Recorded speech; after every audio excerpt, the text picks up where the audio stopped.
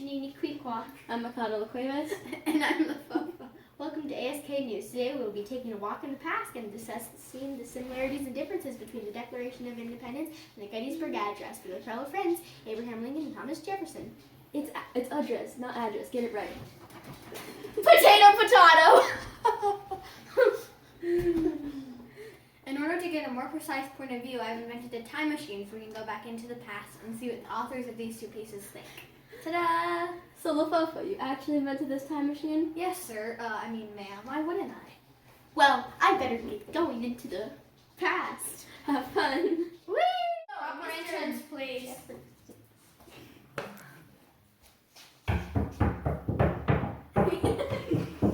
Come in. Whee! So, Mr. Jefferson, what do you think the British rule thought at the time about the Declaration of Independence? This will be good. Write it down. I think that the king believed it was rubbish at first, but later started to understand their reasoning. Okay. Are you taking notes on a rock? What? No.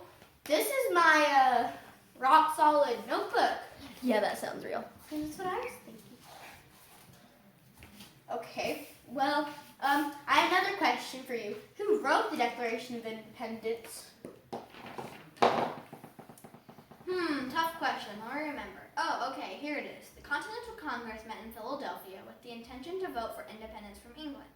This changed to us writing the Declaration of Independence. Us meaning me. At first, my friends, John Adams, Benjamin Franklin, Robert Livingston, and Roger Sherman were all going to write some, but they made me do it all by myself. It makes me wonder, what was this document mainly about? I mean, I know, I'm not dumb, but you should probably say it anyway for the audience, you know?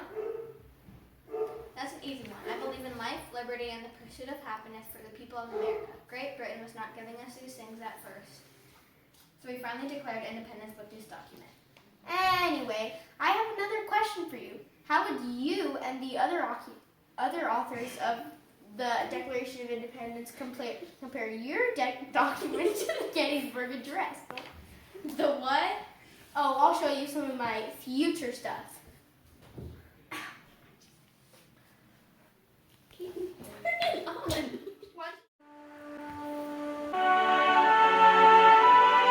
Fourscore and 7 years ago, our fathers brought forth on this continent a new nation, conceived in liberty and dedicated to the proposition that all men are created equal.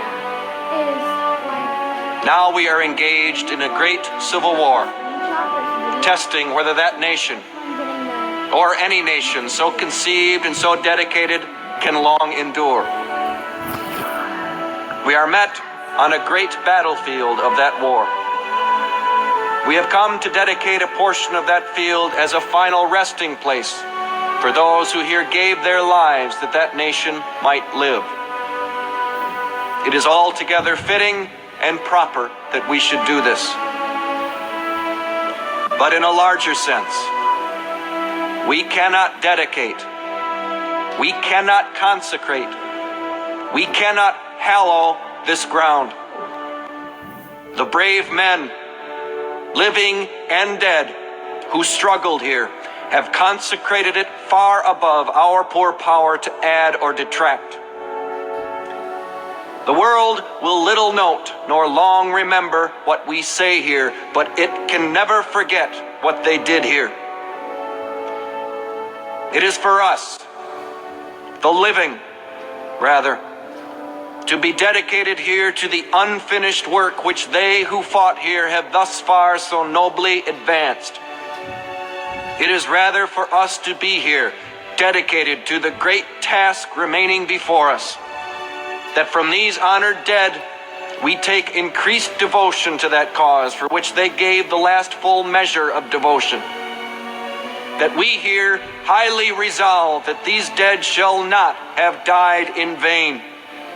That this nation, under God, shall have a new birth of freedom. And that government of the people, by the people, for the people, shall not perish from the earth. So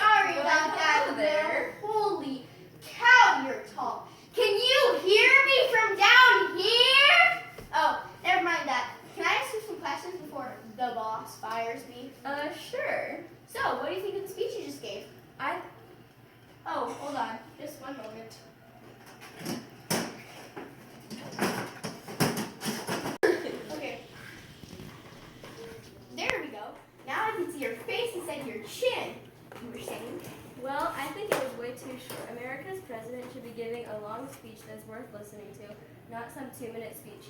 I liked how it was about the remembrance of all the people who chose to sacrifice their lives for our freedom. Oh wow, what do you think of the Declaration of Independence? Well, I think it was a wonderful document. I actually quoted some of it in my speech, if you didn't know. The Declaration of Independence and my speech I just gave today were different in many ways also.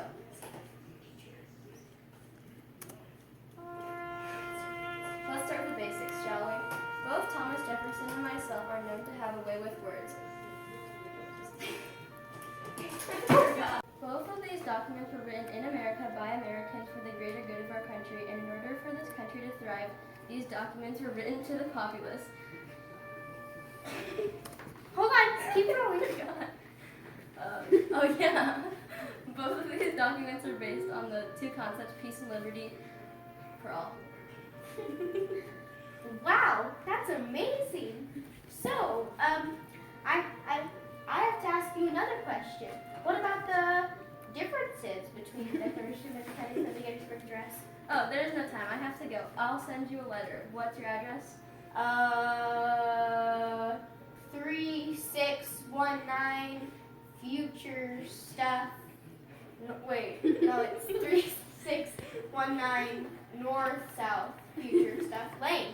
Okay, I'll send it to you as soon as possible. Toodaloo. Okay, bye. Watch out for Jonathan.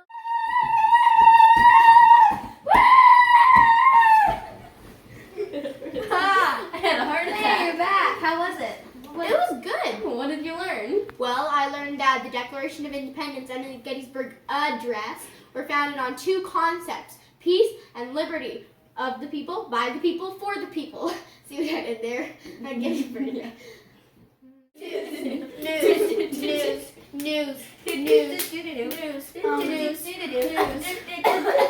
that 3619 north south future stuff lane? What? Totally forgot about this. Oh, Whatever. that? Just what I came up with. Okay? Give me a break. Oh, well, would you look at that? Ta-da! Bye. Go. And that's it for today's Walk in the past.